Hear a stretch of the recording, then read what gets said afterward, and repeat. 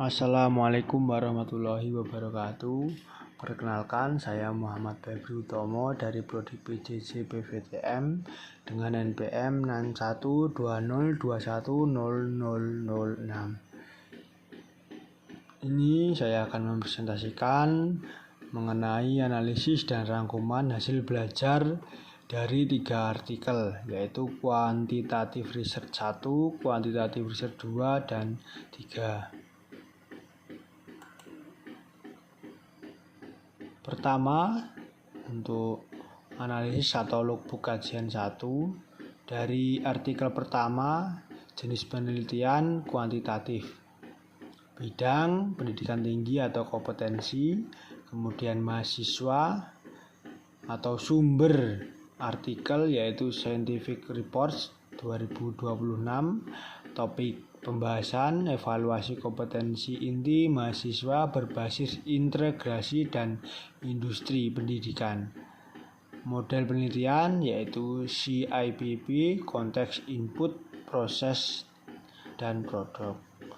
Kemudian kata kunci industri education, kemudian integration CIPP model, undergraduate student, professional core companies, evaluation indikator, dan evaluation model.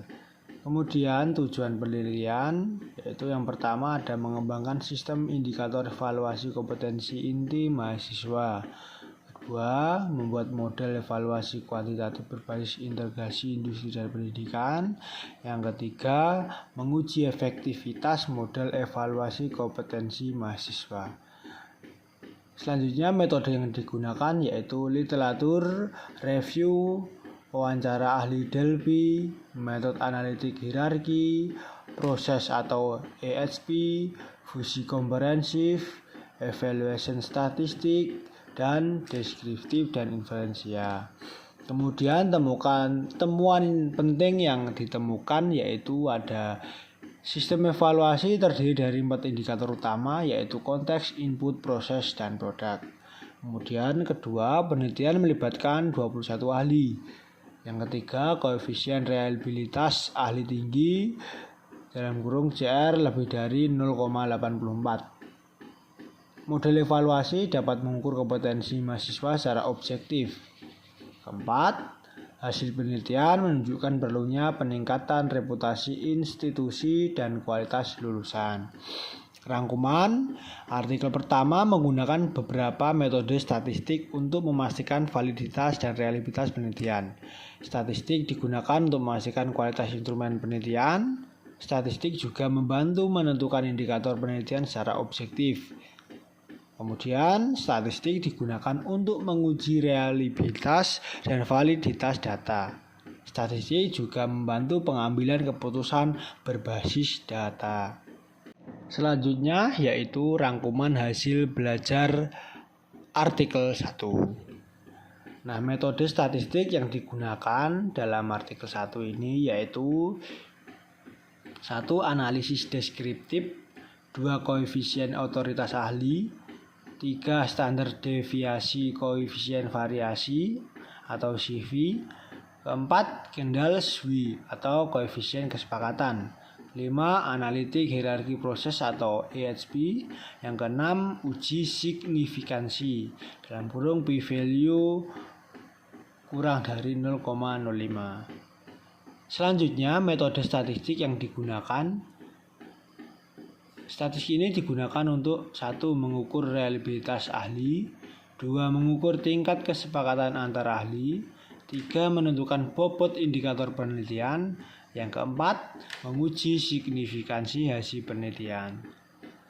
Selanjutnya, koefisien otoritas ahli dihitung menggunakan rumus CR (CA plus CS per 2), di mana CA sama dengan koefisien dasar penilaian ahli, CS sama dengan koefisien tingkat familiaritas ahli. Selain itu, penelitian juga menggunakan 2. Nilai rata-rata, standar deviasi, koefisien variasi, Kendall-Sui untuk melihat tingkat kesepakatan ahli. Metode AHP atau Analytic Hierarchy Process digunakan untuk menghitung bobot indikator dan membangun model hierarki penelitian. Juga uji konsistensi dilakukan untuk memastikan keandalan hasil penelitian. Kemudian logbook kajian 2 dalam artikel yang kedua yaitu identitas artikel mulai dari jenis penelitian yaitu kuantitatif, kemudian bidang artikel yaitu pendidikan dan artificial intelligence, kemudian topik artikel penggunaan AI dalam pembelajaran mahasiswa. Kedua, kata kunci ada beberapa poin yaitu artificial intelligence hacker, education student, perception AI, learning academic, juga etik. Tujuan penelitian mengidentifikasi persepsi mahasiswa terhadap penggunaan AI, kemudian mengetahui dampak AI dalam pembelajaran, serta mengukur tingkat penerimaan mahasiswa terhadap AI. Selanjutnya, metode yang digunakan ada survei kuantitatif, kuesioner statistik, descriptive percentage, analisis distribusi frekuensi. Kemudian temuan penting yang ada pada artikel ini, mayoritas mahasiswa menerima penggunaan AI dalam pembelajaran. Kedua, sebagian mahasiswa khawatir terkait pelanggaran akademik AI yang meningkatkan efektivitas pembelajaran. Ketiga, mahasiswa membutuhkan pedoman penggunaan AI dalam pembelajaran. Nah, rangkuman pada artikel ini menggunakan metode statistik berbasis survei dan analisis kuantitatif. Hasil statistik digunakan untuk mengukur persepsi responden, membantu melihat pola mahasiswa, membantu menarik kesimpulan data dari survei. Kemudian rangkuman hasil artikel 2, metode statistik, yaitu ada persentase, frekuensi, grafik statistik, dan analisis distribusi data. Contoh hasil statistik, 83% mahasiswa menganggap AI etis digunakan sebagai bantuan akademik. 58% mahasiswa khawatir dituduh melakukan pelanggaran akademik.